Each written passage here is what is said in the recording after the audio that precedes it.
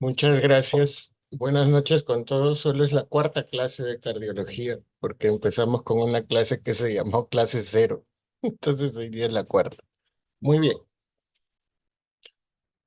Un gusto poder compartir con ustedes los temas de hoy. Los temas de hoy son full electrocardiograma, su favorito. Sé que les encanta, les gusta bastante. Y voy a intentar darles las claves por si vienen estas arritmias en el examen puedan reconocerlas con el electrocardiograma. Y al final vamos a terminar con dos temas, un tema de shock y un tema de reanimación cardiopulmonar. Muy bien. Comenzamos con las arritmias cardíacas. Las arritmias cardíacas se pueden generar por dos tipos de trastornos, trastornos del automatismo y trastornos de la conducción. Los trastornos del automatismo se van a relacionar con las taquiarritmias.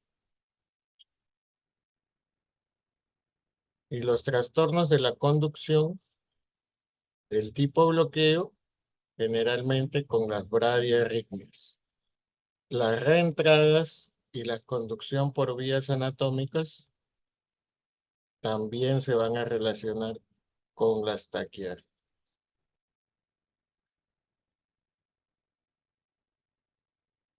Muy bien, entonces hay tres tipos de automatismo alterado. Un aumento o disminución del automatismo normal, un automatismo anormal y fenómenos de postdespolarización. Quiere decir que cuando la onda T se despolariza, normalmente aquí hay un periodo refractario absoluto y un periodo refractario relativo. En este periodo refractario relativo puede haber otro estímulo de gran amplitud que se conoce como una extrasístole ventricular o extrasístole supraventricular que genere una taquicardia ventricular o una taquicardia paroxística supraventricular. Por eso en una prueba que se llama la prueba de Holter, a nosotros los cardiólogos nos importa mucho ver cómo empieza la arritmia. Y cuando vemos este fenómeno de despolarización, postdespolarización temprana, tenemos que ver si es una extrasístole ventricular o una extrasístole supraventricular y si genera una taquicardia ventricular o una taquicardia paroxística supraventricular. En general, las arritmias van a ser arritmias bradicárdicas y arritmias taquicárdicas. Una taquiarritmia se va a considerar cuando es más de 100 latidos por minuto y pueden ser arritmias que se generan por encima del haz de His, es decir, en aurículas, nodo sinusal o nodo AV, o por debajo del haz de His que se generan en los ventrículos. Las supraventriculares que se generan en las aurículas puede ser la taquicardia sinusal, las extrasístoles supraventriculares, la fibrilación auricular, el flúter atrial y la taquicardia auricular. Las que se originan en el nodo auriculoventricular son las llamadas TPSB, que pueden ser las taquicardia por reentrada intranodal y la taquicardia por reentrada auriculoventricular. La taquicardia por reentrada intranodal, como su mismo nombre lo dice, se va a deber a un fenómeno dentro del nodo auriculoventricular y la reentrada AV se va a deber por una vía extra, ya sea por la pared del ventrículo derecho o del ventrículo izquierdo. Aquellas taquicardias que se originan en los ventrículos puede ser la taquicardia ventricular, las extrasístoles ventriculares, la torcida de puntas y la fibrilación ventricular. En cuanto a las bradiarritmias, van a ser aquellas que sean menos de 60 latidos por minuto y se pueden originar en la aurícula o en el nodo AB. En la aurícula tenemos la bradicardia sinusal, el bloqueo sinauricular o también conocida como enfermedad del nodo sinusal. El nodo se olvida de latir, se olvida de enviar su señal de despolarización y baja la frecuencia cardíaca. En esto se llaman las denominadas pausas. Pausas. Pausas sinusales, porque el nodo sinusal se pausa. Y aquellas que se originan del nodo auriculoventricular pueden ser el bloqueo de primero, segundo, tercer grado. Bien. Vamos a ir revisando una por una, no se loqueen, no se preocupen. Y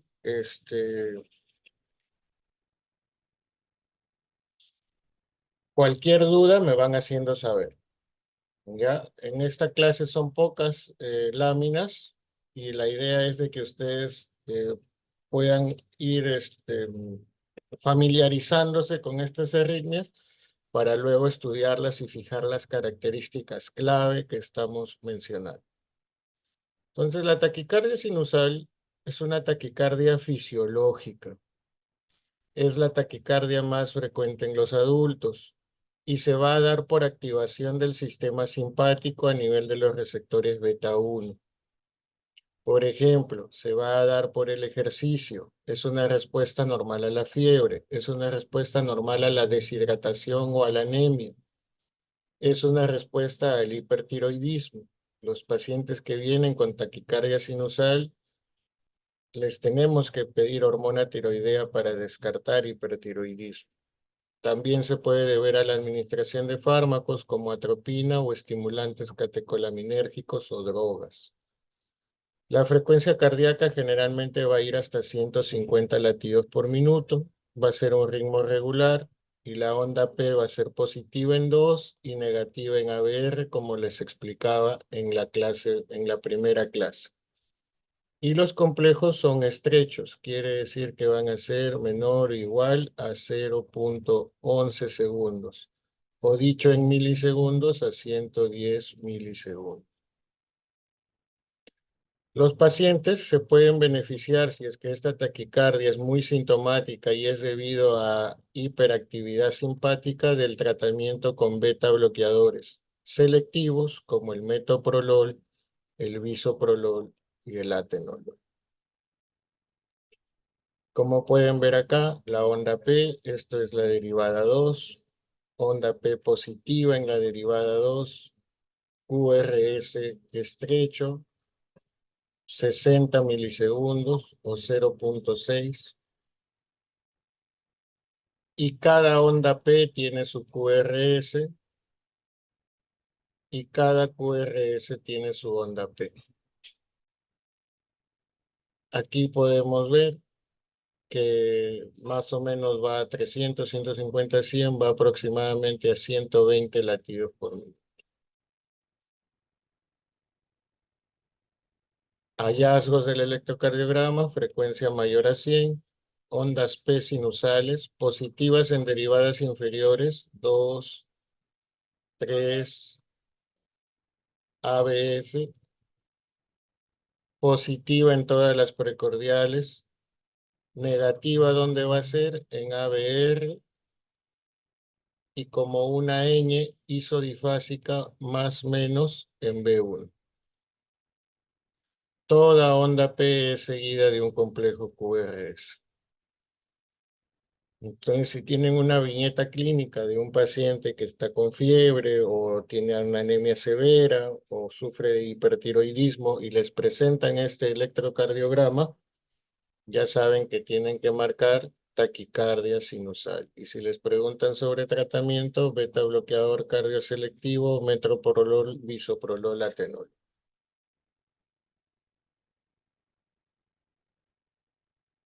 Otra arritmia frecuente es la taquicardia paroxística supraventricular. Como les decía, hay de dos tipos, taquicardia por reentrada intranodal y taquicardia por reentrada AV. Generalmente, esto se da por un fenómeno de reentrada en la unión auriculoventricular de forma más frecuente y de forma menos frecuente por una vía accesoria. La más frecuente en niños y jóvenes. El 90% se debe a una reentrada. Esta reentrada se da por una conducción anterógrada. Anterógrada quiere decir que sigue la conducción normal. Nosotros sabemos que del nodo sinusal va hacia el nodo AB y del nodo AB va hacia los ventrículos. Le hacemos un zoom a esto y esto tiene dos vías, una vía lenta y una vía rápida. ¿Qué ocurre aquí? Que de forma anterógrada, o sea que sigue la conducción normal,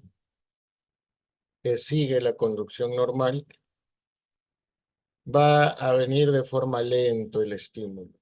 Y va a ir tan lento el estímulo que cuando llegue aquí va a encontrar que esto, la vía rápida, ya se repolarizó y ya se encuentra excitable y va a subir de forma rápida hacia las aurículas. Entonces, por la vía lenta baja y por la vía rápida sube y regresa a las aurículas en lugar de dirigirse a los ventrículos. Esta es la causa de la taquicardia por reentrada intranodal, también conocida como TPCB. La frecuencia cardíaca generalmente es hasta 250. Generalmente es un ritmo regular. Y la onda P a veces no se encuentra. Como pueden ver aquí, no hay onda P. O se puede encontrar de forma retrógrada la P. Una onda P aquí, una onda P aquí, una onda P aquí, una onda P aquí. ¿Qué significa que la onda P esté bien pegadito al QRS? Que la arritmia pasa bien pegadito al nodo auriculoventricular, es decir, que cumple esta condición. ¿Y qué pasa si yo encuentro una onda P más de 2 cuadraditos, o sea, por aquí, más de 2 cuadraditos? Quiere decir que la vía no se encuentra tan cerquita, sino se encuentra un poquito más lejos. Y al encontrarse un poquito más lejos, ya no sería una taquicardia por reentrada intranodal, sino una taquicardia por reentrada auriculoventricular, porque ya no está en el nodo, sino está fuera del nodo. Entonces, si el fenómeno ocurre aquí, va a ser un trin. Y ese trin tiene la P bien pegada al QRS, o sea, retrógrada después del QRS, pero bien pegada, dentro de los dos primeros cuadraditos. Si la P está un poquito más lejos, después de 2 cuadraditos, ya no se llama trin, se llama taquicardia por reentrada AV. Entonces tienen tres opciones. Que no se vea la P, como estaba el gráfico al inicio, que se vea la P retrógrada bien pegadita al QRS o que la P retrógrada esté un poquito más separada del QRS, más de 2 cuadraditos. ¿Cuál es el tratamiento? Nadie se va a morir por una TPCB, pero sí es un evento muy traumático y muy sintomático. Al inicio tenemos que confirmar que el paciente pues no haya tenido un infarto dentro de los 3 primeros meses, que no tenga enfermedad carotidia, o sea, que no tenga placas en las carótidas, que no tenga soplo en las carótidas, para poder hacer mi masaje del seno carotidio. El masaje del seno carotidio se hace en el nacimiento de la arteria carótida interna, se aprieta hacia arriba y hacia abajo por 10 a 15 segundos. Pero debemos de recordar que en la bifurcación de las arterias carótidas es un punto muy frecuente de aparición de placas de ateroma. Por eso, por favor, antes de hacer una maniobra vagal de masaje del seno carotidio, confirmen que no se haya infartado, que no tenga enfermedad coronaria y que no haya soplo en la carótida. Si no cede al masaje del seno carotidio, no se puede hacer, o apretan los globos oculares, o el paciente puja y no cede la maniobra con maniobras de Valsalva, debemos usar medicación. La primera medicación de elección es la adenosina, 6 miligramos en bolo. Se pone, no se diluye la ampolla de adenosina, se coloca directamente y posteriormente se coloca 20 centímetros de cloruro de sodio en bolo también rapidísimo para que la adenosina llegue al corazón, bloquee el nodo auriculoventricular de forma transitoria y el paciente pueda salir a sinusal. Si hago un primer intento con 6 miligramos y no revierte, puedo hacer un segundo intento con 12 miligramos. Si el paciente tiene vía central o CVC, mucho mejor. Si no cede con adenosina, el siguiente paso, si es que el paciente tiene una FEBI mayor de 40%, es el verapamilo.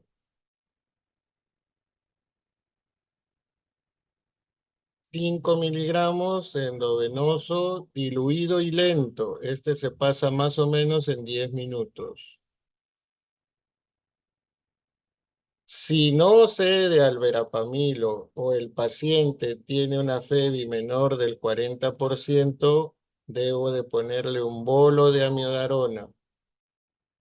La amiodarona es 150 miligramos en bolo, más o menos en 20 a 30 minutos.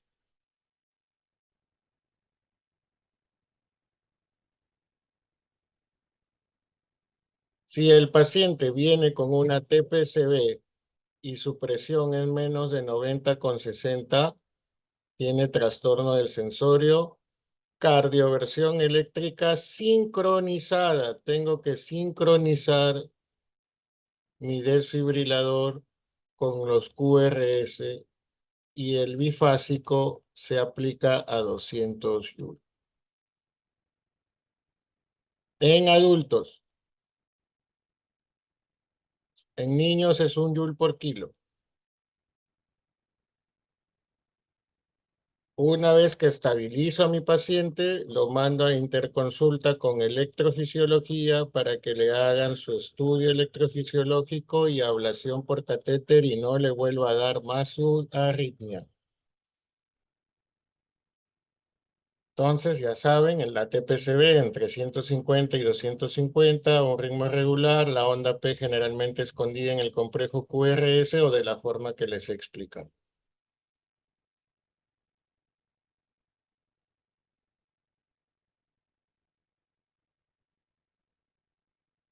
Otra taquiarritmia supraventricular es el Wolff-Parkinson-White, que se va a dar por un fenómeno de vía accesoria conocido como el haz de Kent. En este,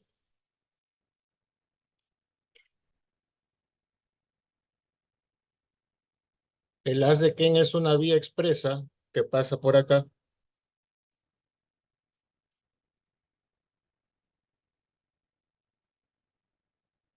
de la aurícula derecha al ventrículo derecho, y la activación normal se choca con la activación de este lado del haz de Kent,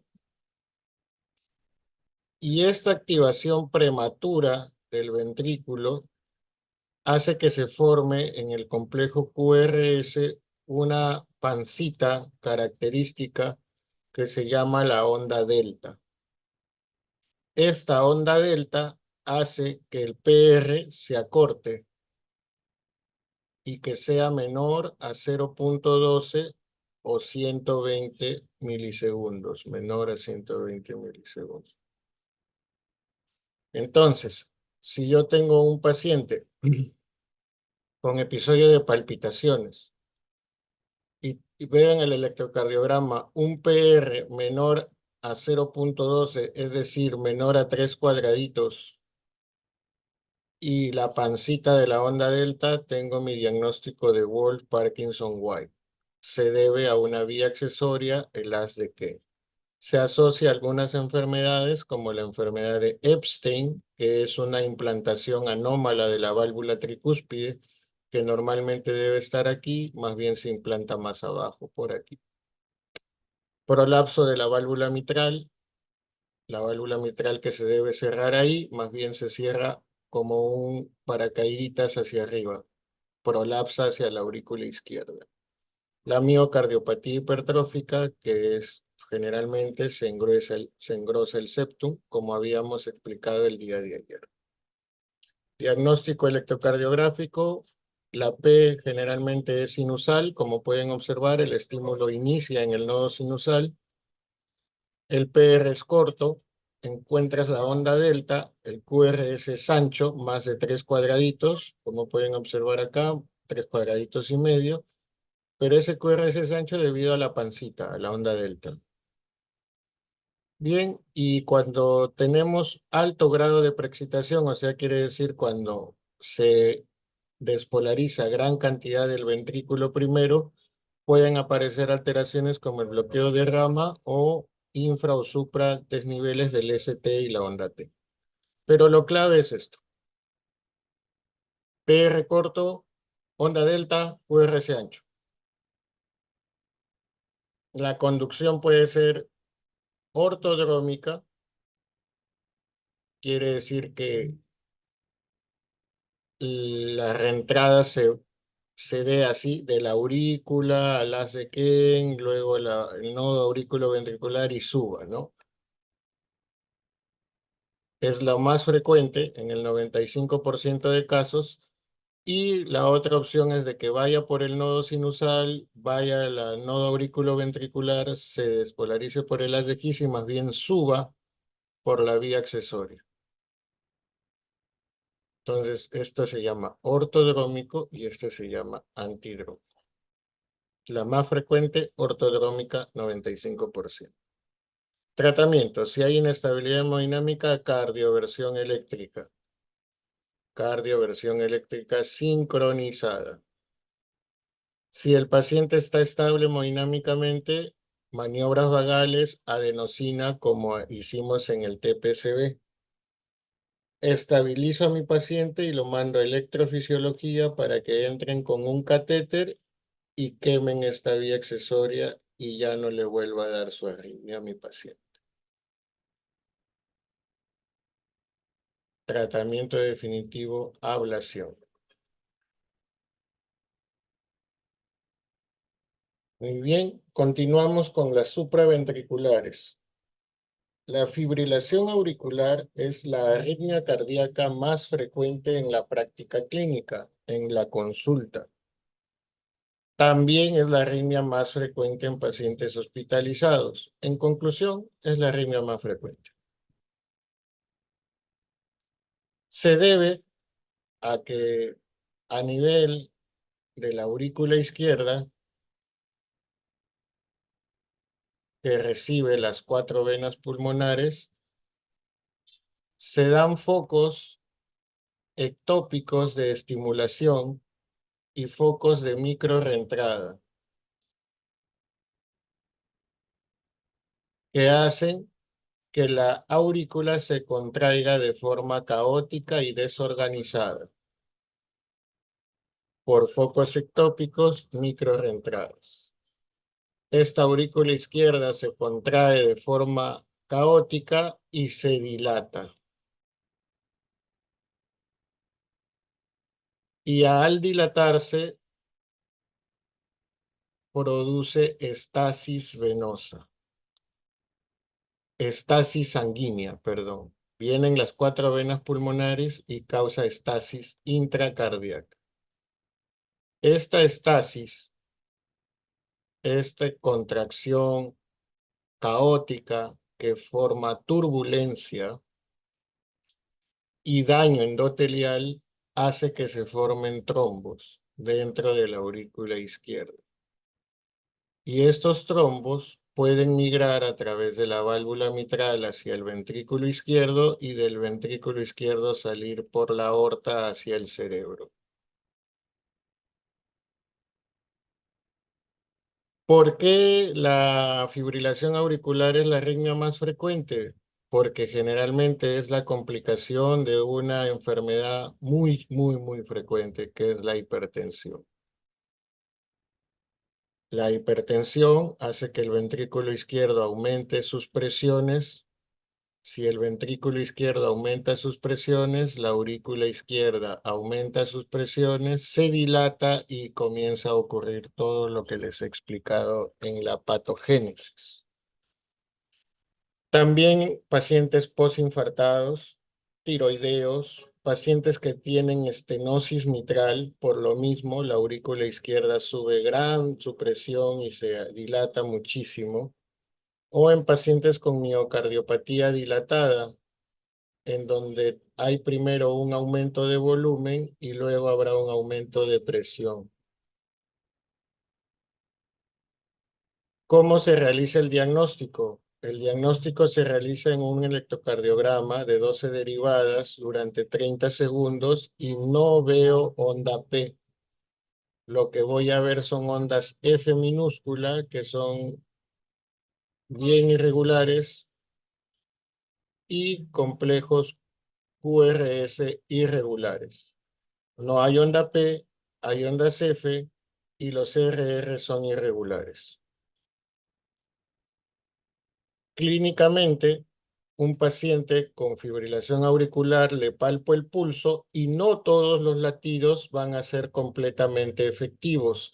Algunos van a tener un volumen sistólico tan disminuido que no se van a expresar con el fenómeno mecánico del pulso.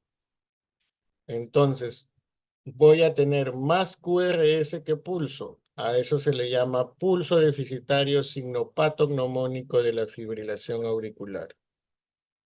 La frecuencia cardíaca generalmente va hasta 200, 250 como máximo. El ritmo es irregular, no hay onda P, ondas F pequeñas y el complejo QRS generalmente es angosto. A ustedes les van a preguntar casos clásicos, así que no se preocupen. Entonces, tienen que aprender lo clásico. Complejos QRS estrecho. ¿Cuál es el tratamiento? Tres cosas. Control de ritmo, control de frecuencia, prevención de stroke o anticoagulación.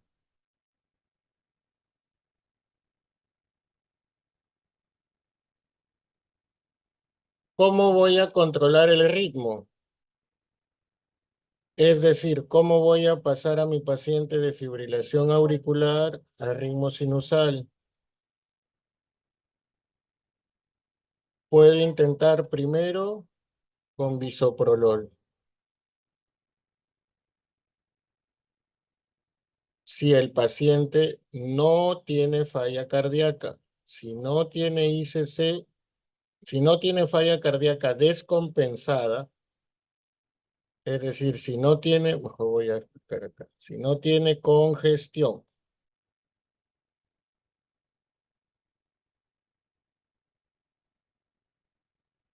si no tiene congestión. ¿Puede usar bisoprolol? Sí, pulmones, ok. Pulmón, ok. Si está congestionado, puede usar amiodarol. ¿Cuál es el tratamiento definitivo para controlar el ritmo, que el paciente se mantenga en sinusal? Ablación, es decir, aislamiento de las venas pulmonares. Aislamiento de las venas pulmonares. Tratamiento definitivo para el control de ritmo, ablación de las venas pulmonares. Para control de frecuencia cardíaca, cuando mi paciente está más de 120 latidos por minuto, puede usar, si el pulmón está ok, bisoprolol. Si el pulmón no está ok, si tiene insuficiencia cardíaca, cardiopatía estructural, puede usar digoxina.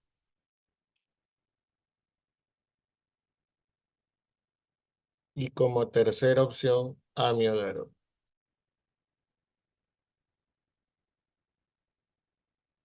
Si mi paciente está en un contexto agudo, puede usar también digitoxina, que aquí se viene con la presentación de la anatócido C. La anatócido C, 0,4 miligramos, una ampolla cada 8 horas. Y esto actúa como una digoxina endovenosa para impregnación rápida y bajar la frecuencia cardíaca de forma rápida, sobre todo cuando el paciente está congestionado. Y en la anticoagulación puede usar warfarina y si el paciente no tiene estenosis mitral y no tiene válvula mecánica, puede usar los anticoagulantes directos. Rivaroxaban, apixaban, dabigatran. Si estoy en el episodio agudo, puedo iniciar la anticoagulación con enoxa, 1 miligramo por kilogramo subcutáneo cada 12. Si tiene insuficiencia renal, 0,75 miligramos por kilogramo cada 24. Tratamiento, entonces, hemos revisado control de frecuencia. Si el pulmón no está congestionado, bisoprolol. Si está congestionado, puedo usar digoxina. Si quiero un efecto más rápido, puedo poner el anatócido C, 0,4 miligramos endovenoso cada 8 horas, ponerle 3 dosis para impregnación. Si es renal, el anatócido se pone una vez al día nada más, siempre controlando frecuencia. Si hay inestabilidad hemodinámica, se hace la desfibrilación. No es necesario, este, no es necesario sincronizar. Tromboembolismo, perdón, sí es necesario sincronizar. Desfibrilación, sincronizar. Sincronizada con mis complejos QRS. Muy bien. Entonces, las complicaciones son los trombos, como hemos hablado, ya sea un trombo cerebral o un trombo a nivel de tromboembolismo pulmonar. La anticoagulación la hemos conversado aquí y cómo es de que inicio o cómo es de que valoro el riesgo trombótico en mis pacientes con un score que se llama CHAS-VASc y el riesgo de sangrado con un score que se llama Haslet. Aquí les presento el score de CHAS-VASc. C de congestión, si el paciente está congestionado o tiene falla cardíaca, 1 punto. H de hipertensión, 1 punto. Si tiene más de 70 años, 2 puntos. Si tiene entre 65 y 74 años, 1 punto. La D de diabetes, 1 punto más. S de stroke, si ha tenido antecedentes de stroke, 2 puntos más. Si tiene una enfermedad vascular, como enfermedad arterial periférica, 1 punto, y si es mujer, tiene 1 punto. Mayor o igual a 1 en varones, se indica anticoagular, mayor o igual a 2 en mujeres, se indica anticoagular.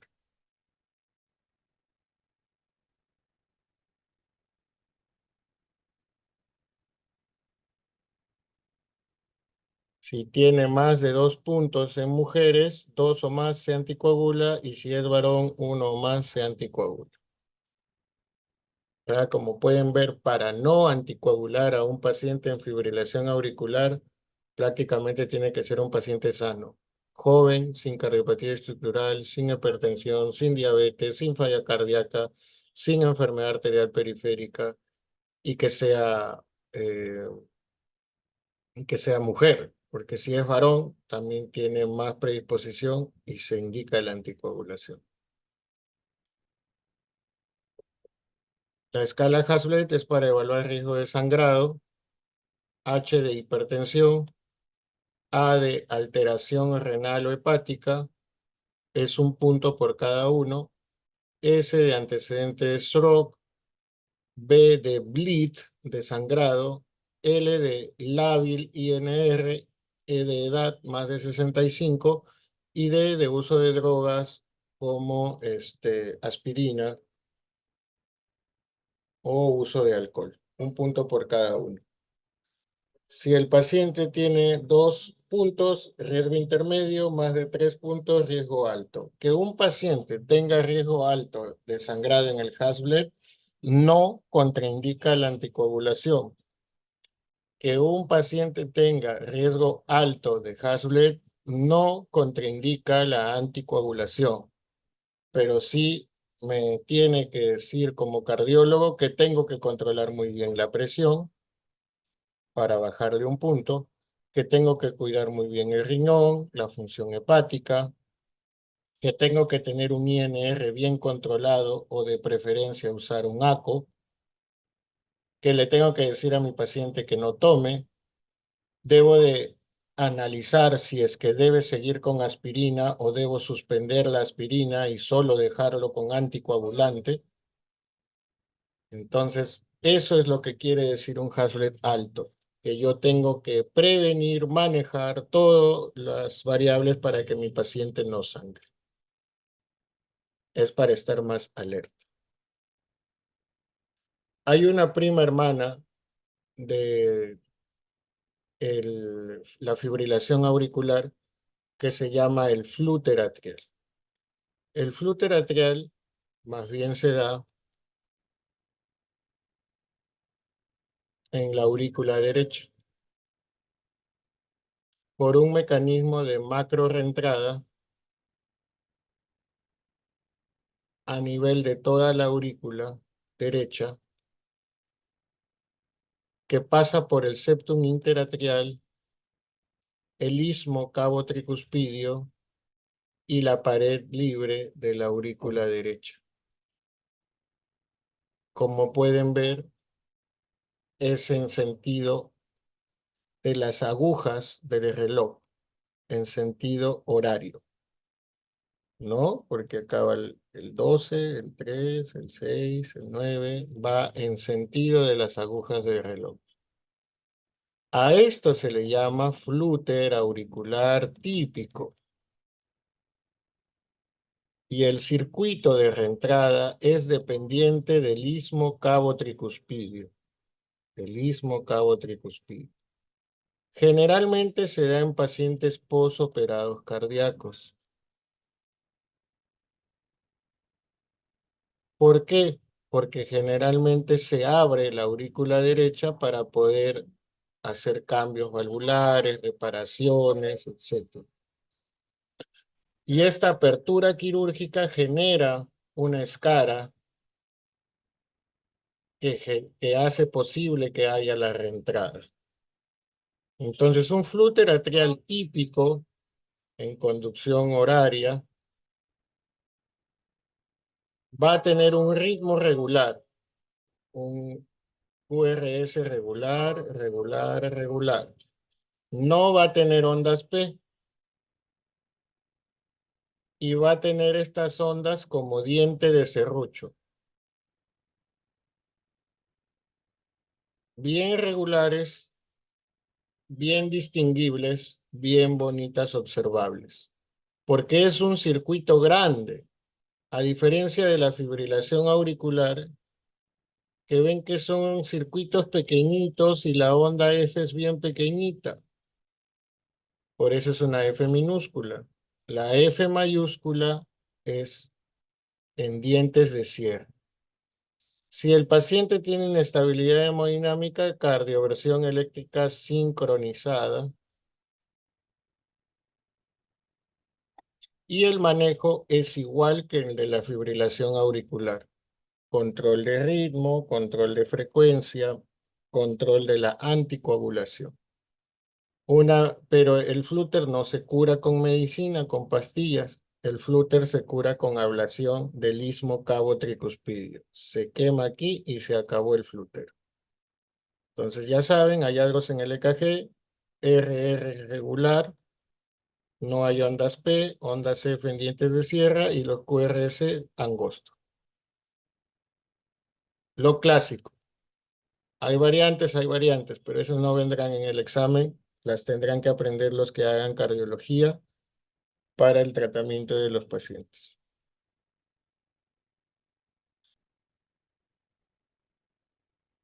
Bien, la taquicardia ventricular es una taquicardia QRS ancho. Taquicardia va más de 100.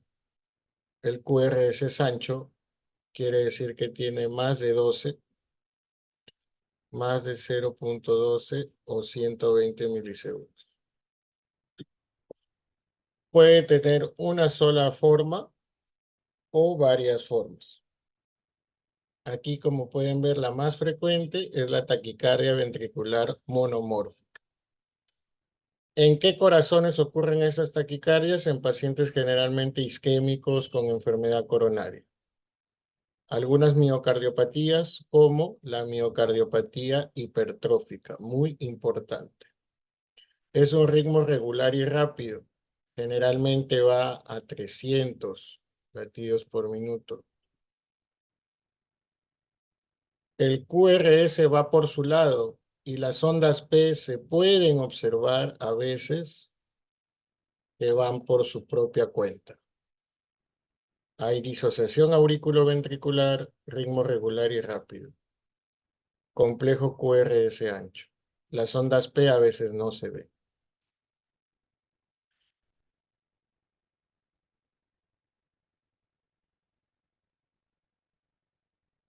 Si yo tengo dos complejos,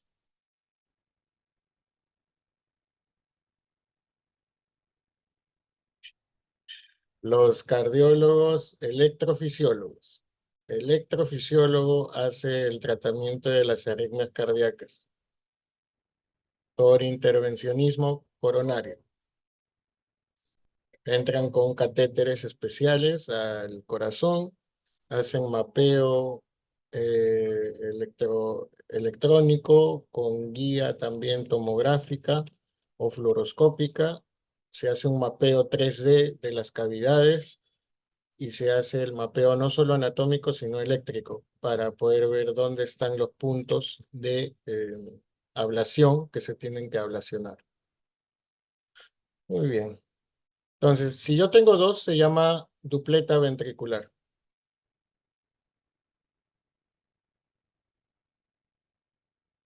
Dupleta ventricular. Si yo tengo tres o más juntas, se llama taquicardia ventricular. Si esa taquicardia dura menos de 30 segundos, se llama taquicardia ventricular no sostenida. Y si dura más de 30 segundos, se llama taquicardia ventricular sostenida. Si yo tengo un complejo QRS ancho, se llama extrasístole ventricular.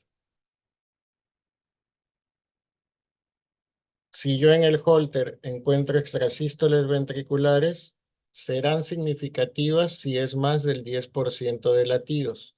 Y ahí ya lo tengo que enviar a mi colega electrofisiólogo para que le haga tratamiento o ablación. Si es menos de 10%, le puedo dar tratamiento con amiodarona, que es lo único que hay acá, bioral. No hay ni proca, lidocaína sí, endovenoso, pero en contexto de paciente isquémico y estable. O sea, con PEA, ok. ¿Ya? Entonces, si tiene menos de 10% de extrasístoles ventriculares, amiodarona.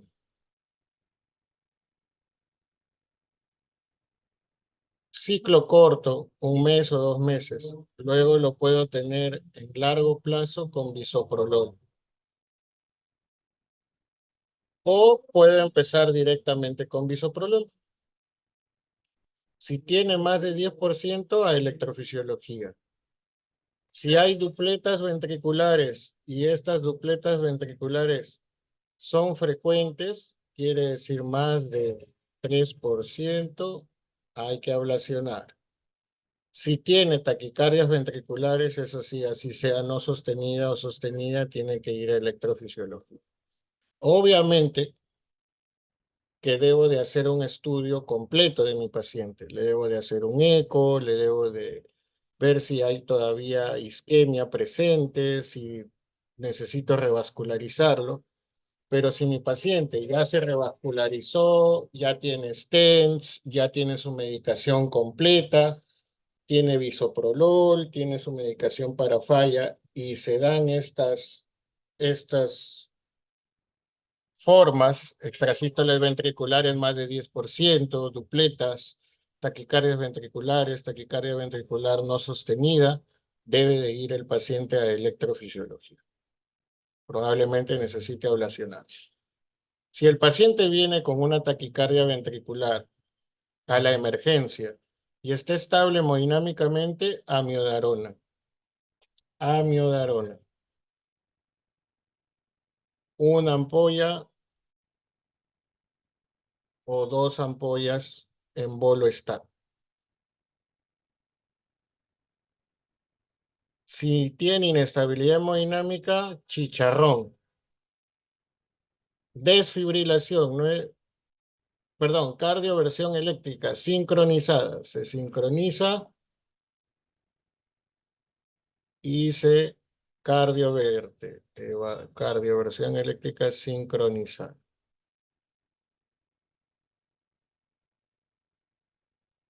Si el paciente viene con una taquicardia ventricular pero no tiene pulso, RCP. Inicio RCP hasta inicio RCP y lo desfibrilo. Desfibrilo y RCP. ¿Ya? Si mi paciente viene con esto y está inconsciente, ya lo desfibrilo e inicio compresiones hasta que tenga evidencia de recuperación de la circulación espontánea. ¿Por qué? Porque a veces desfibrilo, el paciente regresa sinusal, pero no tiene pulso.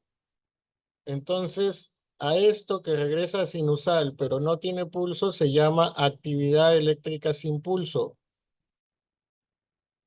Y eso es igual a RCP, es igual a compresiones. De nada, Joan. Entonces, esto es igual a compresiones.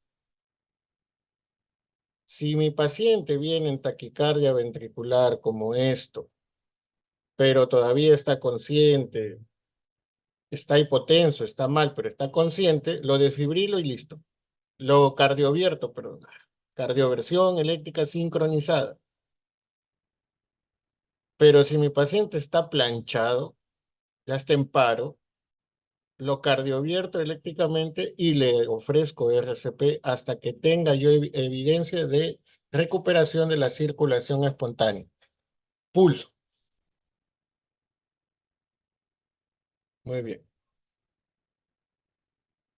Entonces aquí lo que les decía, las extrasístoles ventriculares, un complejito QRS ancho en medio de complejos normales. Son lactidos prematuros que proceden de los ventrículos, generalmente por falta de aporte de sangre. En pacientes hipertiroideos o intoxicación por digoxina se pueden observar complejos QR ancho prematuros que no tienen onda P. Después de este complejo hay una pausa compensatoria, ya que todo el sistema, como nace un latido de acá, todo el sistema se tiene que reiniciar. Por eso hay pausa compensatoria. Tratamiento, beta bloqueadores, Se puede usar lidocaína si tengo un contexto de un paciente coronario que tiene extrasístoles ventriculares muy frecuentes. La lidocaína solo en contexto hospitalario de paciente con cardiopatía isquémica. Para nada más sirve. Muy bien, entonces extrasístoles ventriculares. Ya las habíamos repasado. Más de 10% significativo, menos de 10% terapia médica. La torcida de puntas asociada al síndrome de Cute largo es esta taquicardia ventricular polimórfica que va girando sobre su eje y va dando vuelta. Puede deberse a la administración de fármacos como la eritromicina, a hipocalemia, intoxicación por órganos fosforados, carbamatos. Es una taquicardia ventricular polimórfica, como pueden ver, tiene varias formas y gira sobre su eje. El antiarrítmico de elección es el sulfato de magnesio. Generalmente estos pacientes están inestables hemodinámicamente. Es muy difícil sincronizar una taquicardia ventricular polimórfica, por eso esta se desfibrila. No se debe esperar a sincronizar, se desfibrila. Y le indico el sulfato de magnesio como tratamiento endovenoso. La fibrilación ventricular son totalmente caóticas y desorganizadas. Es un ritmo de paro, se tiene que desfibrilar y dar RCP y generalmente es la principal causa de muerte en pacientes con infarto agudo de miocardio o miocardiopatía hipertrófica. Esto de acá es igual a desfibrilación sin sincronizar. 200 Joule bifásico, 360 Joule monofásico. Y luego RCP. Bradicardia sinusal es ritmo sinusal, pero con frecuencia menor de 60. Las ondas P son absolutamente normales, positivas en 2,3 ABF, no me voy a cansar de repetirles.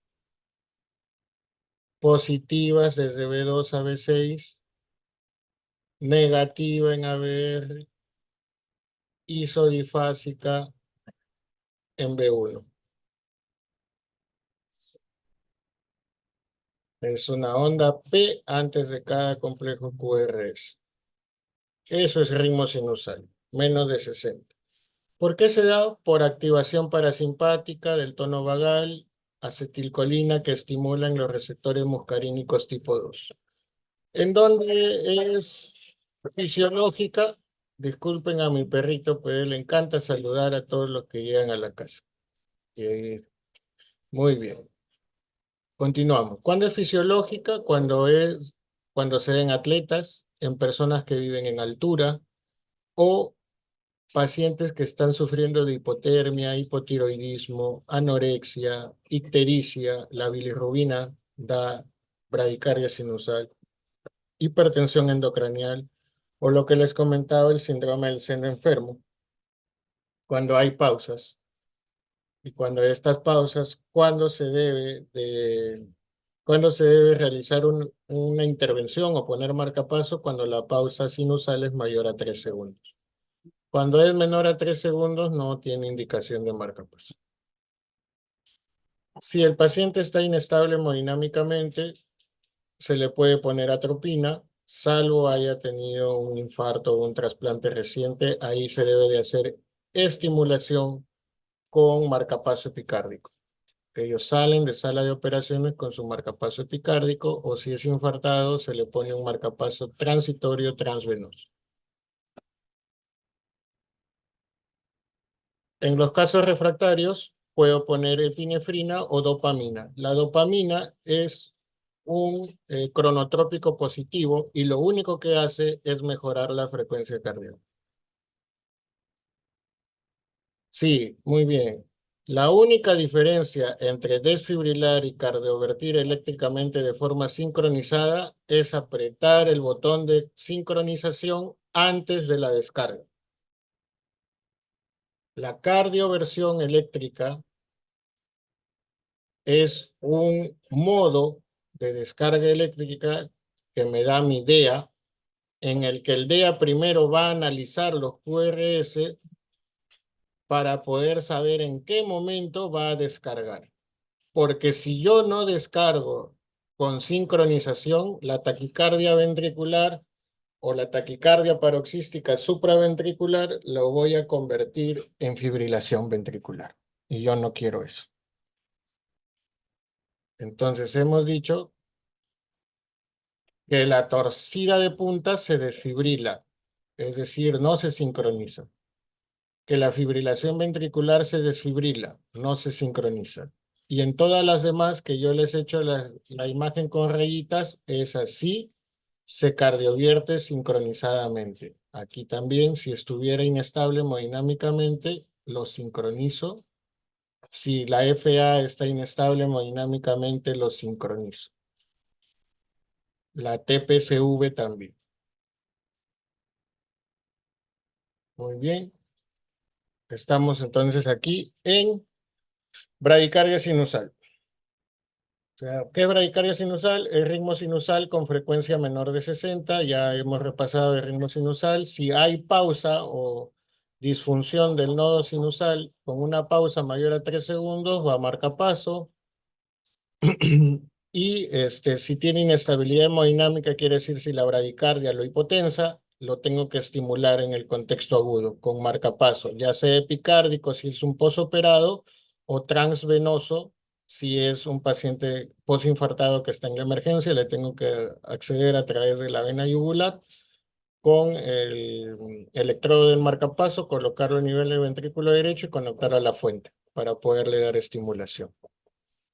Si no tengo acceso para marcapaso transitorio de ninguna forma, le tengo que administrar dopamina endovenosa en infusión continua.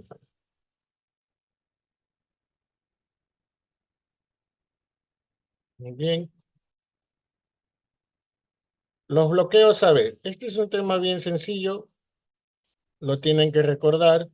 Un bloqueo de primer grado es un bloqueo en el que el PR es largo. Quiere decir que el PR tiene más de 5 cuadraditos o 0,20 o 200 milisegundos, como quieran decirlo. El bloqueo auriculoventricular de primer grado, miren el PR cómo es largo. Aquí tiene 1, 2, 3, 4, 5, 6, 7. 7 y medio, casi 8. 8 por 4, 32. 0,32 o 320 milisegundos. Es un PR largo y constante. No se achica, no se alarga. Es un PR largo y constante. Generalmente es fisiológico por la edad, cuando ya son mayores, cuando ya son adultos mayores, o por mucha estimulación vagal, o también cuando se nos pasa la digoxina. Generalmente no tiene síntomas, no se pone marcapaso, no se interviene. Bien, luego tenemos después del bloqueo de primer grado, el bloqueo de segundo grado. El bloqueo de segundo grado puede ser MOVIX 1 o MOVIX 2. El bloqueo MOVIX 1 o fenómeno de Weckenbach es un PR que se va alargando. Se va alargando hasta que una P ya no conduce. En el bloqueo de segundo grado tipo MOVIX 2 es un PR constante que de forma súbita deja de conducir. ¿Por qué nos dan estos fenómenos? Generalmente son pacientes isquémicos o con intoxicación por digitálicos. El MOVIX 1 no hay problema. Se considera fisiológico porque no aumenta la mortalidad. Por eso no requiere marcapaso. El MOVIX 2 Sí requiere marcapaso porque los estudios dicen que aumenta la muerte súbita. Tengo que colocarle marcapaso. Entonces ahí, Movitz 1 o fenómeno de Weichenbach es un PR que se va alargando hasta que una P no conduce. Mientras que el Movitz 2 es un PR normal, constante, pero que de forma súbita no conduce. El Movitz 2 aumenta la muerte súbita y por eso se tiene que colocar marcapaso. Y por último, el bloqueo auriculoventricular de tercer grado es aquel bloqueo en donde el QRS va por su lado, es constante, y las ondas PES van por su lado y es constante. Quiere decir que hay una disociación auriculoventricular. Generalmente las frecuencias son bien bajas, 30, 35, y estos bloqueos de tercer grado se pueden presentar con crisis de Stock-Adams. Los pacientes convulsionan por la disminución del flujo sanguíneo cerebral. Y esto es indicación de marcapaso. Si el paciente tiene Stock-Adams, es indicación de marcapaso de emergencia transitorio. Si el paciente tiene bloqueo de tercer grado, pero está consciente, orina bien, la creatinina es normal, no está congestionado, tiene que ir de frente a marcapaso definitivo, programarlo para marcapaso definitivo. No se indica transitorio en ese caso porque aumentaría el riesgo de infección del torrente sanguíneo y luego que se le coloque el marcapaso podría infectarse el dispositivo y ser algo desastroso perder un dispositivo costoso. Por eso, ¿cuándo se indica marcapaso transitorio de emergencia? Cuando tengo bloqueo de tercer grado o bloqueo Movitz 2, pero el paciente convulsiona, no tiene buen estado del sensorio, el riñón no funciona, tiene creatinina alta, no orina, o mi paciente está congestionado. Muy bien, bloqueo auriculoventricular de tercer grado, disociación AB, no hay relación entre las ondas P y el complejo QRS, puede darse en el contexto postinfarto, sobre todo de coronaria derecha, y puede tener clínica de insuficiencia cardíaca, congestión, o las crisis de Stock-Adams, convulsiones. Tratamiento, marcapaso. Sin duda, esta es una de las partes más emocionantes de cardiología. En verdad, cuando llegan estos pacientes a la emergencia y en caso de Loaiza los recibíamos en la unidad coronaria, pues es un reto muy grande colocar en ese contexto de emergencia una vía central, yugular, para poder ingresar con nuestro electrodo y poder salvarle la vida. Para los que estén pensando en hacer cardiología, en verdad van a tener muchas satisfacciones. Es una especialidad bien bonita, compleja, también requiere mucho de cada uno de nosotros porque hacemos guardia en la UCI coronaria, en la UCI cardiológica y necesitamos estar siempre bien preparados para salvar a nuestros pacientes. Lo que conversábamos, la pausa sinusal o síndrome del seno enfermo, no sinusal. También hay síndrome taquicardia bradicardia, cuando el paciente presenta episodios de taquicardia sinusal y también pausas sinusales. Se puede dar por aumento del tono vagal, intoxicación por digitálicos, la indicación de marcapasos cuando es más de 3 segundos. En estos pacientes, antes de dar cualquier medicamento, se tiene que tener un holter de 24 horas. No a todo paciente con taquicardia de frente le meto su bisoprolol. No, porque puede tener episodios de pausas. Puede tener episodios de pausas significativas y lo voy a matar por una sistolia. Entonces, en el síndrome del seno enfermo o pausa o paro sinusal, es significativo cuando es más de 3 segundos, el tratamiento es marcapaso y siempre tiene que tener su holter. 4.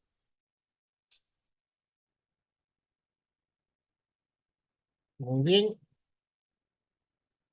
Vamos a explicar algunos electrocardiogramas notables con alteraciones hidroelectrolíticas. La hipercalemia se va a presentar en el electrocardiograma como una onda T alta y picuda, simétrica, generalmente más alta que la R. La onda P se va aplanando, la onda P se va aplanando, por eso es que a veces también hay pausas sinusales, hay bloqueos auriculoventriculares.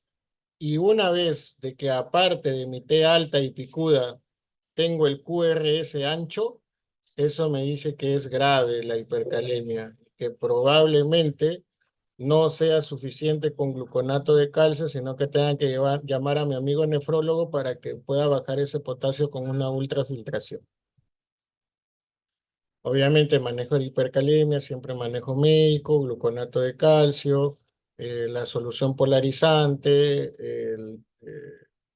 la furosemida, en el caso que Dios diga que es un paciente que hace diuresis, porque generalmente estas hipercalemias severas se dan en el renal crónico, sino furosemida y salbutamol.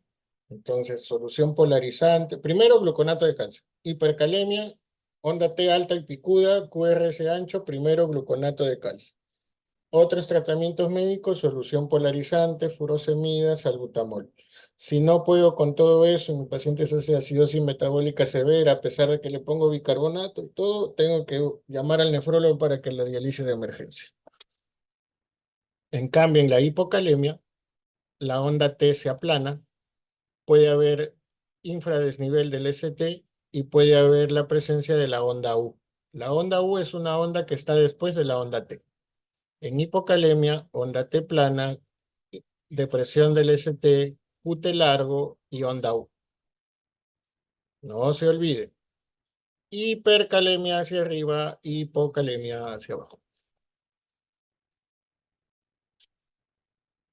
Y en el calcio, cuando hay mucho calcio, el QT se acorta. Quiere decir que va a ser menor de 0,36. Y en la hipocalcemia, el QT se alarga. Va a ser mayor de 0,44. Hipercalcemia, QT corto, pueden decir si hay mucho calcio, todo se hace más rapidito y esto se alarga, se acorta, perdón. Si es más rápido, esto se acorta, porque hay mucho calcio, hay mucha velocidad. Y si hay poco calcio, esto se enlentece y se alarga. Y se forma el QT largo. Si hay mucho calcio, todo se hace más rápido y el QT se acorta. Si hay poco calcio, todo se hace más lento y el QT se alarga.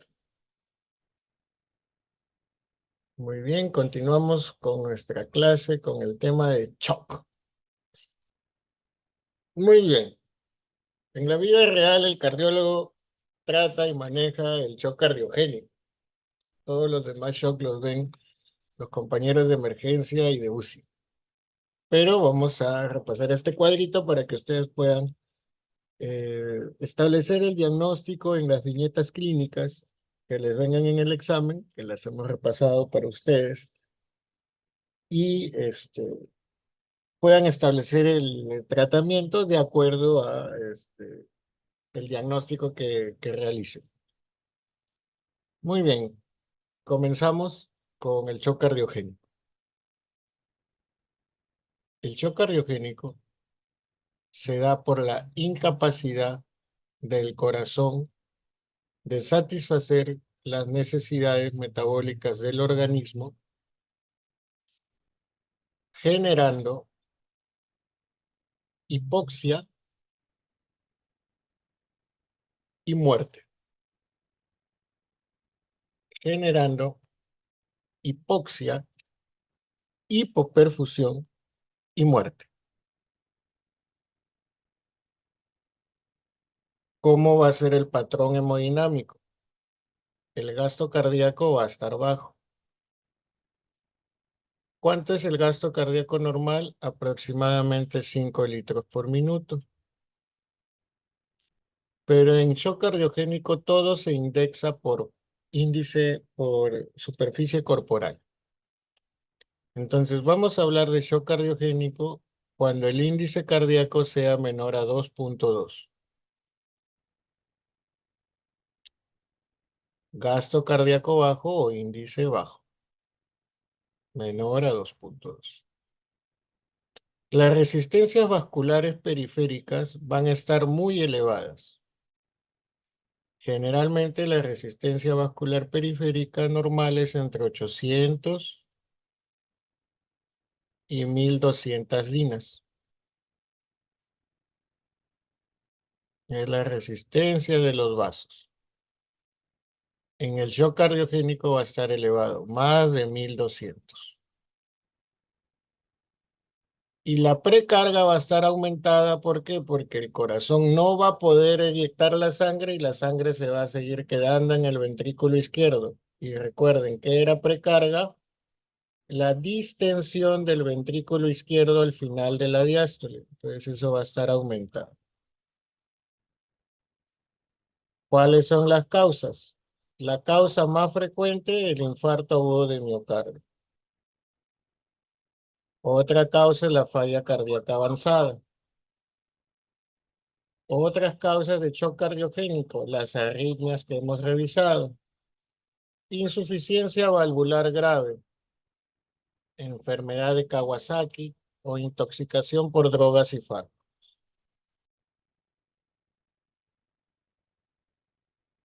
Pero, ¿qué es el shock en general? El shock es una hipotensión sostenida más de 30 minutos que no responde al reto de fluidos y que necesita el uso de vasopresores para tener una presión más de 90,60.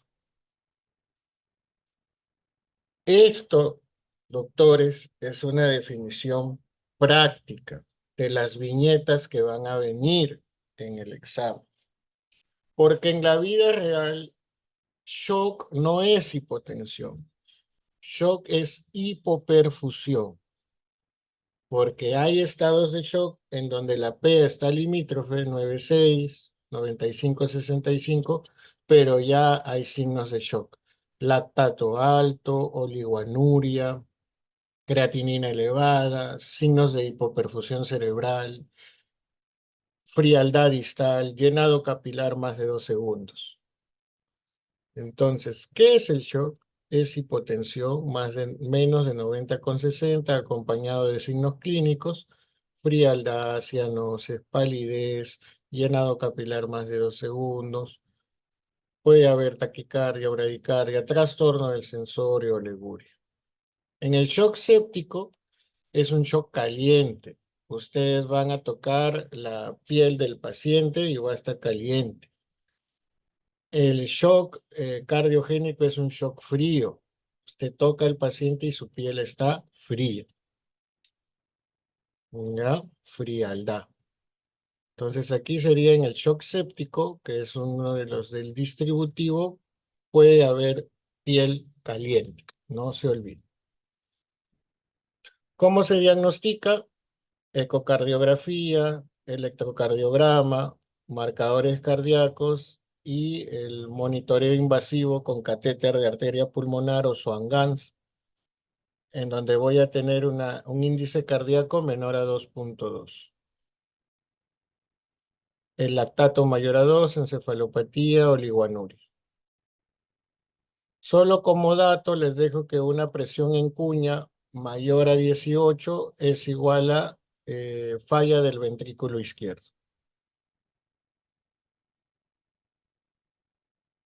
¿Cómo se maneja?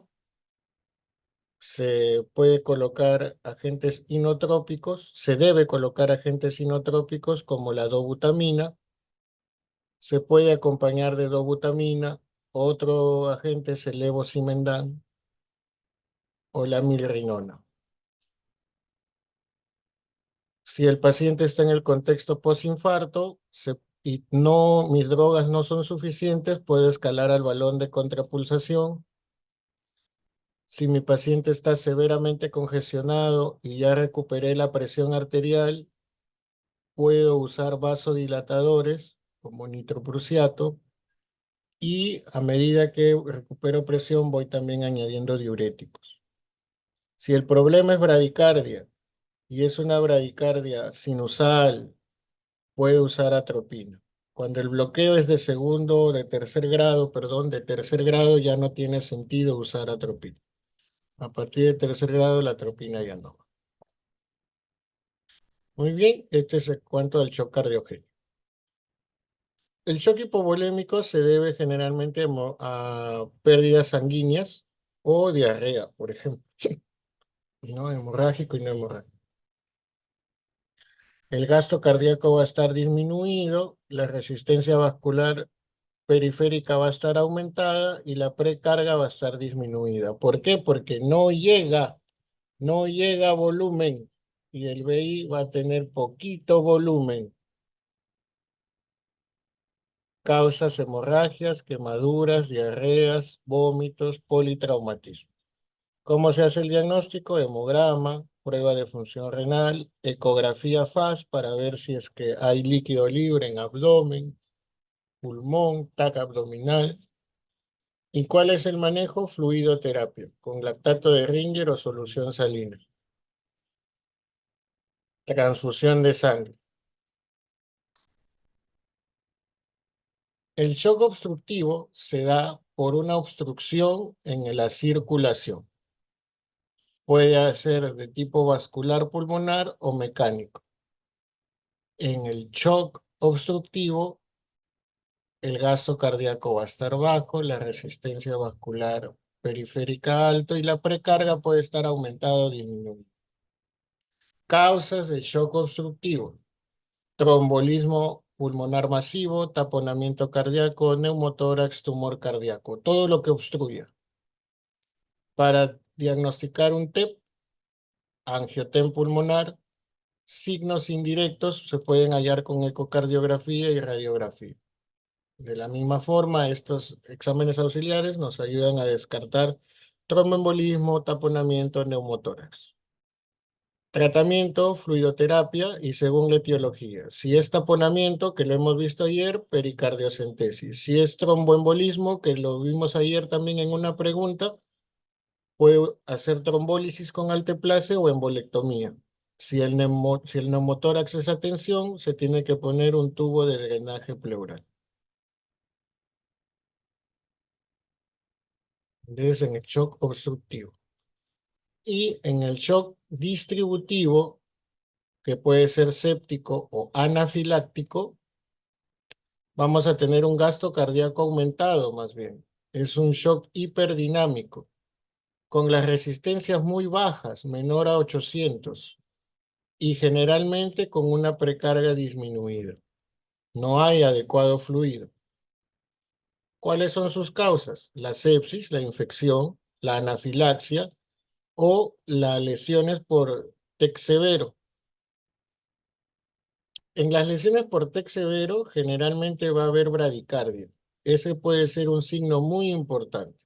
Si el paciente se chanca y tiene taquicardia, más probable que esté en hipovolémico. Pero si el paciente se chanca y está muy severamente bradicárdico, probablemente sea un distributivo central.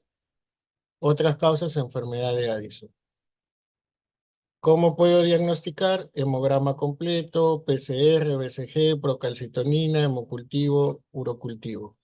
En la primera hora, administrar fluidos y administrar noradrenalina. Antibiótico-terapia, primero empírica, luego con los cultivos específica. Y si es anafilaxia, inmediatamente debo de aplicar 1 miligramo, 0.5 miligramos de epinefrina. 0.5 miligramos de epinefrina está.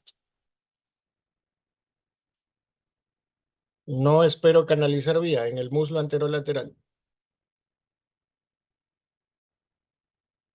Continuamos. RCP. Vamos a repasar la cadena de supervivencia. Cuando hay una sospecha de paro cardíaco, el paciente no respira, no responde. Lo primero que tengo que hacer si estoy fuera del hospital es ver que haya una escena segura. Si alguien se desmayó en medio de la pista, obviamente que primero tengo que asegurar la escena antes de acercarme y poder ayudar, porque de nada me sirve ir de frente y que me atropelle otro carro y yo termino siendo también víctima. Entonces, en el extra hospitalario tengo que primero llego a la escena y aseguro mi escena. Sí, la epinefrina en anafilaxia es intramuscular. Sí. Paciente comienza a hacer estridor laringio, le da picazón en la garganta, comienza a tener dificultades para respirar y tú le bajas el pantaloncito y en el muslo externo ¡fua!, le pones intramuscular la epinefrina 0,5 miligramos. Si no responde, le puedes completar la ampolla con otros 0,5 miligramos hasta 1.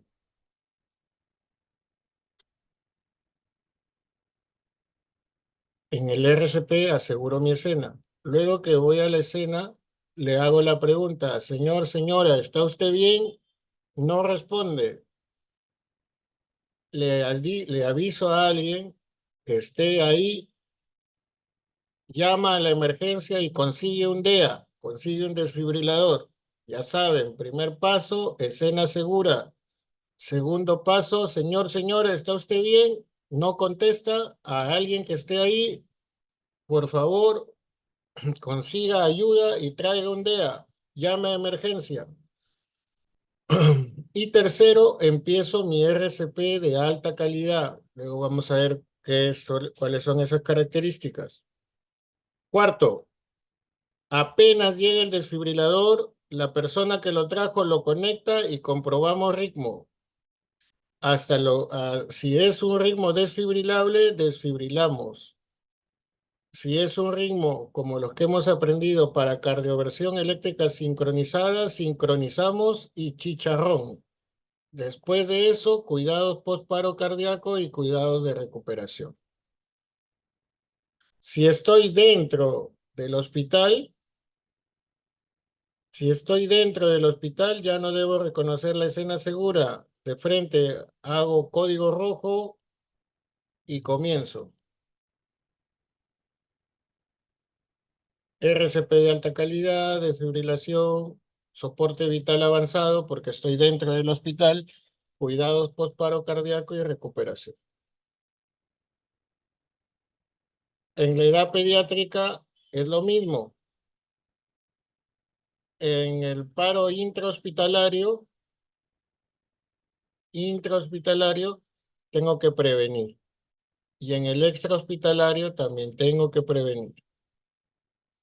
Después, lo mismo. Si estoy fuera del hospital, escena segura, activación del sistema de emergencias, RCP de alta calidad, reanimación avanzada, cuidados post-paro, recuperación.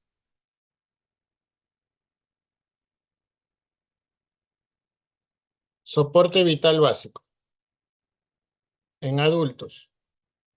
Se haga con uno, se haga con dos reanimadores, son 30 compresiones y 2 ventilaciones. La compresión se hace en la línea intermamilar y tiene que ser en una frecuencia de 100 a 120 por minuto con una compresión de 5 a 6 centímetros.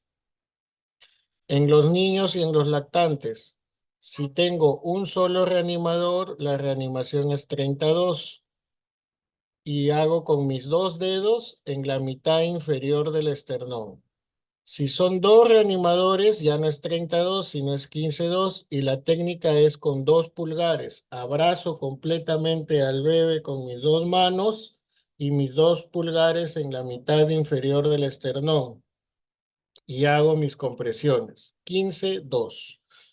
En niños, 5 centímetros, en lactantes, 4 centímetros. ¿Cómo se usa el desfibrilador? debo de iniciar mis compresiones y ni bien llegue el desfibrilador, la ayuda tiene que conectarlo. Si identifico fibrilación ventricular, desfibrilo. Si identifico taquicardia ventricular, hago cardioversión eléctrica sincronizada. Si es monofásico, 360 joules. Si es bifásico, 200 joules. Si es muy delgado o es pequeñito, como en Perú, puede empezar con 150. Y luego voy aumentando hasta 200 joules. Le doy una descarga. Sigue en paro, sigue en FB, taquicardia ventricular. Sigo mi RCP. Segunda descarga y no sale a ritmo sinusal. Después de la segunda descarga,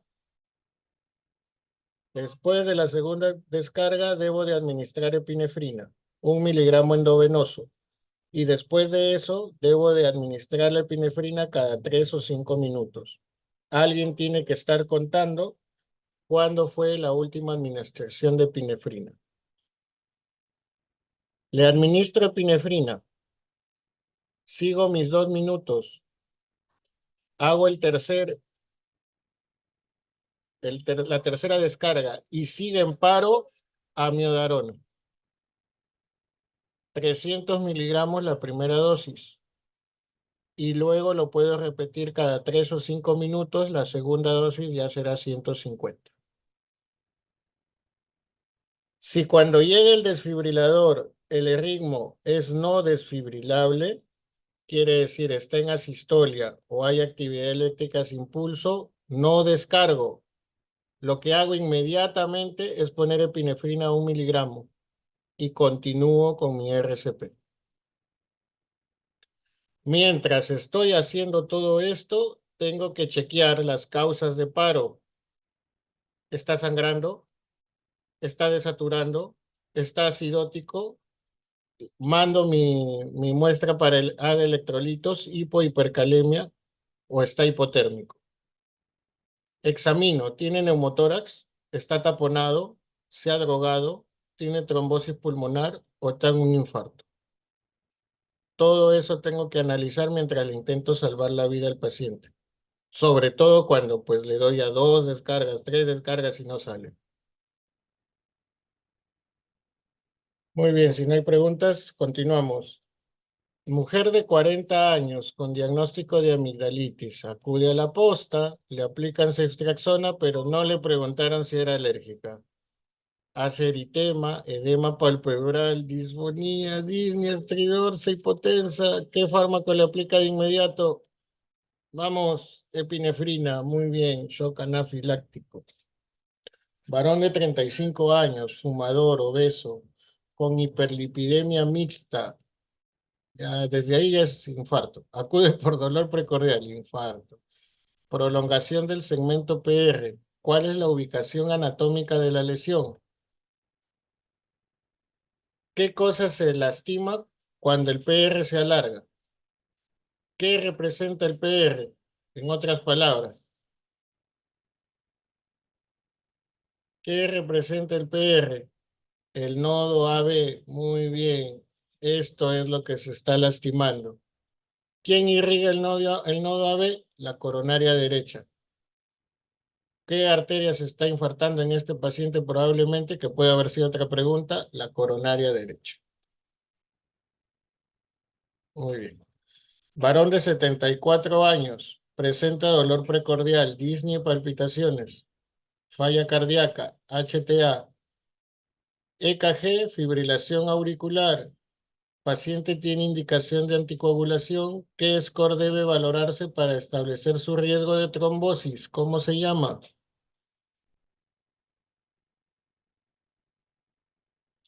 Chadbacks, muy bien. Congestión, hipertensión, años, diabetes, stroke, enfermedad vascular.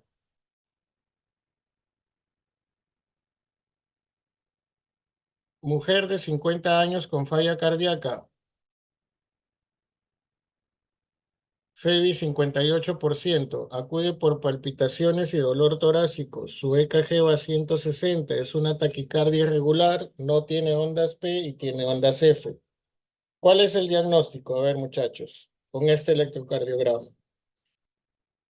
Primero díganme el diagnóstico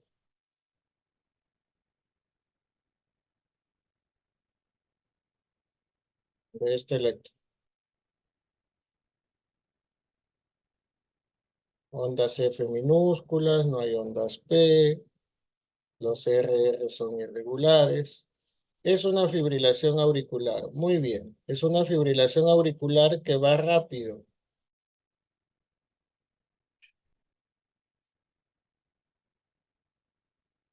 Tiene falla cardíaca. Si tiene falla cardíaca, cuál es el fármaco indicado para control de la frecuencia?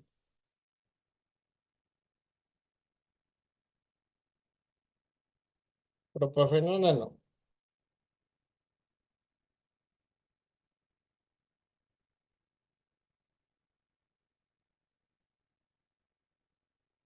Sí, la amiodarona puede ser usada para control de la frecuencia.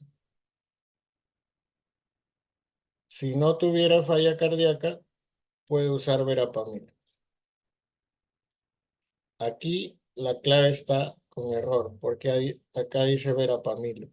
Pero verapamil ustedes van a marcar cuando el paciente no tiene falla. No tiene falla. Si el paciente tiene falla, amiodarona.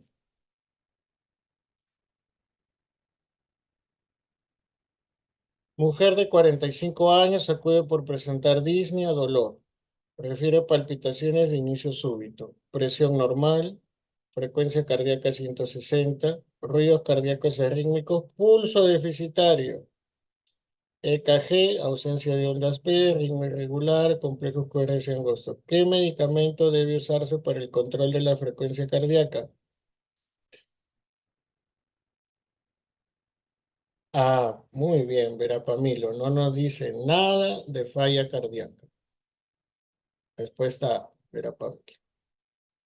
Varón de 80 años ingresa por palpitaciones y dolor precordial, fibrilación auricular, aquí para que no se olviden.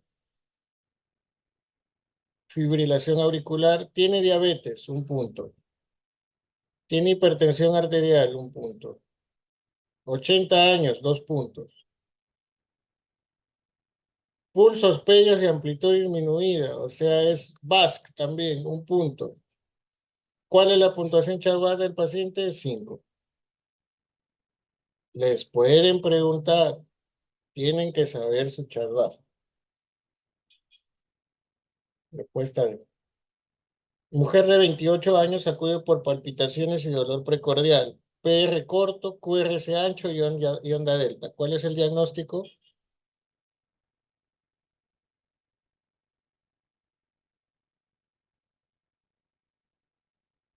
La pancita. Está la pancita. PR corto. Síndrome de Wolff-Parkinson-White. Muy bien. Mujer de 25 años acude por palpitaciones, dolor precordial, ondas F mayúsculas, QRS angosto, antecedente de cirugía cardíaca. ¿Cuál es el diagnóstico? Flúter auricular. Muy bien. Mujer de 60 años, antecedente de EPOC, acude por palpitaciones, ritmo sinusal, frecuencia 110 por minuto, pero acá hay un error, nos dice con 3 ondas P de diferente morfología. Y sí, pues no, acá hay una onda P, acá hay otra más grande, acá hay otra negativa. Entonces ya no sería sinusal, porque la onda P no cumple. Es una pregunta que está mal hecha. La onda P no es sinusal, pero tiene 3 ondas P de diferente morfología y está en taquicardia. A esta taquicardia se le llama taquicardia atrial multifocal. Paciente con taquicardia, QRS estrecho, con ondas P de 3 o más morfologías. taquicardia atrial o auricular multifocal. Ese no estaba en la clase y ahorita le hemos puesto en una pregunta para complementar. Taquicardia atrial multifocal. Muy bien. Mujer de 30 años, ingresa por palpitaciones y dolor torácico. Es una taquicardia regular, va a 180, el QRS es angosto, las ondas P son retrógradas, como pueden ver aquí, y positivas. ¿Cuál es el tratamiento de primera línea? Primero, ¿cuál es el diagnóstico?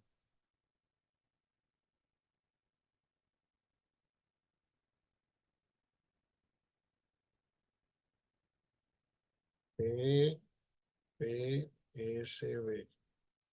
Es una onda P que está bien pegadita al QRS. Es un trin. ¿Qué es lo primero que se hace? Masaje carotidio, pero no hay. ¿Qué es lo segundo que se hace? Adenosina.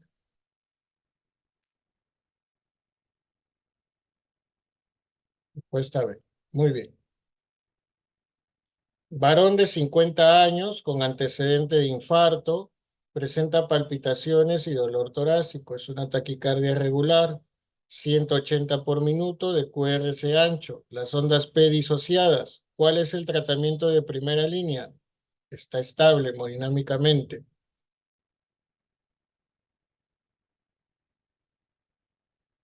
Primero, ¿cuál es el diagnóstico? Taquicardia. Alguien, anímese.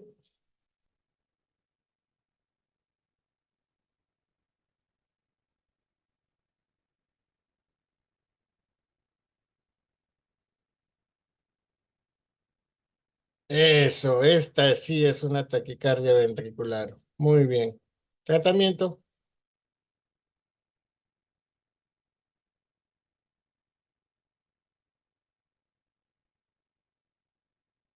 amiodarona, porque está estable. Si no estuviera estable,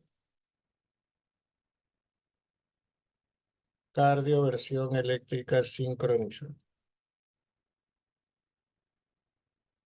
12. Varón de 26 años acude por palpitaciones, presión normal, taquicárdico, ritmo sinusal, la onda P positiva que precede a cada QRS, es evaluado por cardiólogo, quien confirma arritmia primaria, o sea que es una taquicardia sinusal. ¿Qué medicamento puede usar?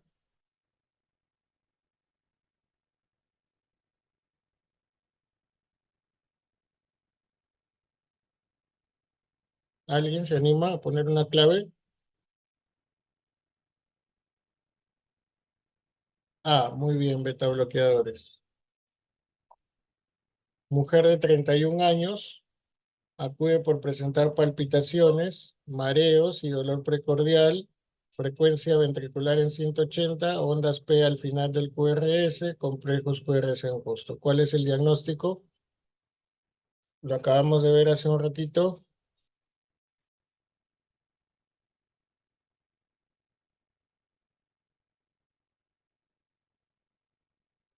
La P retrógrada, QRS angosto. El Wolf, el Wolf o la preexcitación no tiene QRS angosto, es un QRS ancho con panza. Esto de acá no es la onda P, ni es la onda delta. Esto es la onda T negativa. La P está acá. Es una P retrógrada. EKG, ondas P al final del QRS. Eso no es Wolf, no es preexcitación. En la preexcitación la P está antes. Exacto. Es una taquicardia por entrada nodal.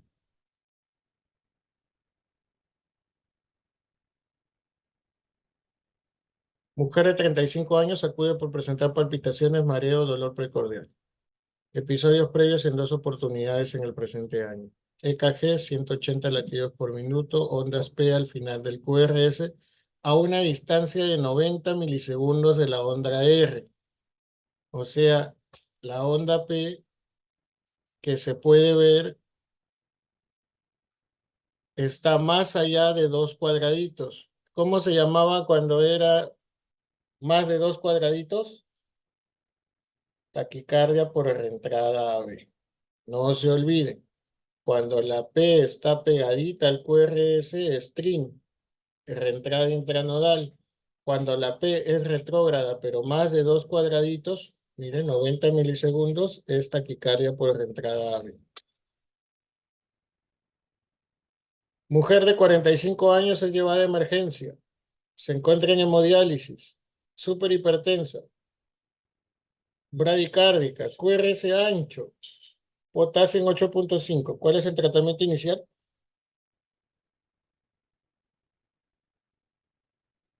C. Muy bien. Gluconato. Gluconato y gluconato. Mujer de 42 años con antecedente de cirugía de paratiroides. Acude por parestesias, espasmos musculares. Signo de Trousseau y Chevostek presentes. QT prolongado. ¿Cuál es el tratamiento de elección? Primero, ¿qué signo es? ¿Qué trastorno hidroelectrolítico es? Hipocalcemia. Hipocalcemia. ¿Se acuerdan? Poco calcio, se demora, se alarga el QT. ¿Cuál será el tratamiento? Gluconato. Y los signos de hipocalcemia, pues, Trousseau y Chevostek. Mujer de 46 años en tratamiento por insuficiencia cardíaca con digoxina e hidrocloro, acude por presentar debilidad muscular y calambres. Ondas T amplias y presencia de onda U. Onda U. Miren, paciente con falla cardíaca, hidroclorotiazida. ¿Qué hace perder la hidroclorotiazida? Sodio y potasio. Hipocalemia. Muy bien. En la RCP básica de alta calidad del lactante y el niño, se recomienda hacer compresión ventilación con 2 reanimadores. ¿Cómo es con 2 reanimadores? ¿Qué clave es? B15-2. Muy bien.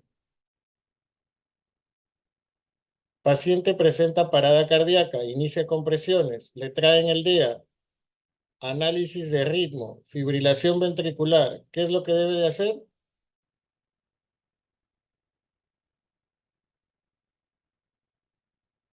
Perfecto, desfibrilación 201, porque es bifásico.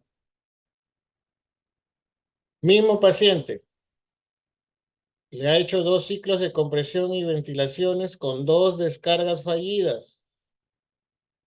Vuelve a analizar el pulso, fibrilación ventricular. Indica desfibrilación y evidencia que continúa en FB. O sea, perdón, ha tenido 2 ciclos de compresiones. Le hemos dado una descarga aquí. Esa descarga ha sido fallida.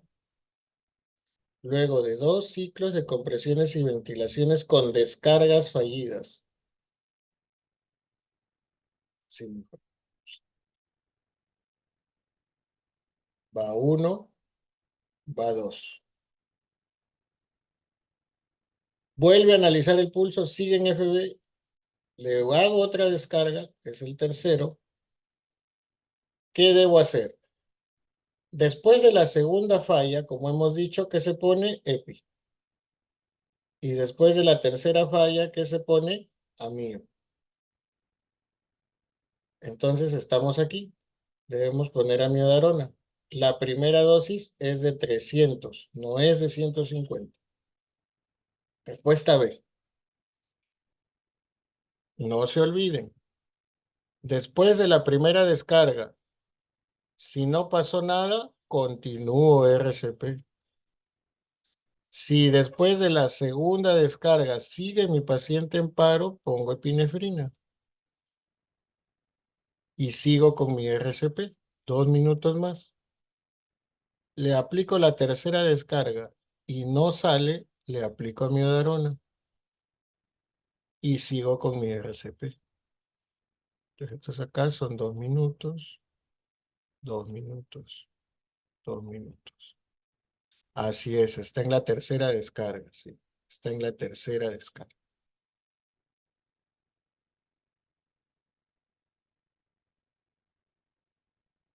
Acá dice, 2 ciclos de compresiones y ventilaciones con descargas fallidas. Si fuera solo una descarga, diría descarga fallida.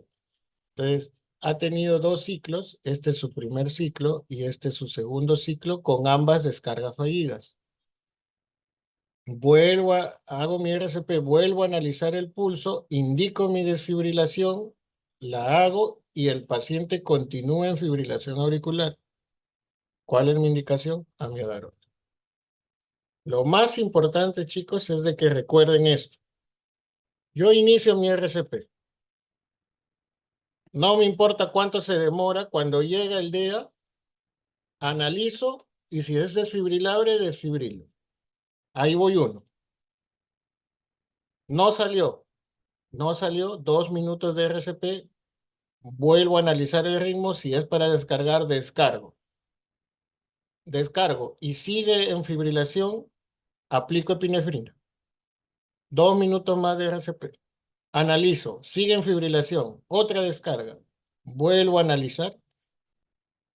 No sale de fibrilación, amiodarona 300. Después de la primera descarga, sigo en RCP. Después de la segunda descarga, aplico epinefrina y después de la tercera descarga, aplico amiodarona. Así es el razonamiento. Muy bien, chicos. Muchas gracias por haber asistido a la clase de forma sincrónica. Siempre es muy bonito compartir con ustedes sus preguntas y poder enseñarles un poco de mi querida especialidad. Espero que algunos de ustedes vayan a cardiología. Les recomiendo muchísimo. Este ha sido la primera fase de preparación. Ya nos iremos viendo.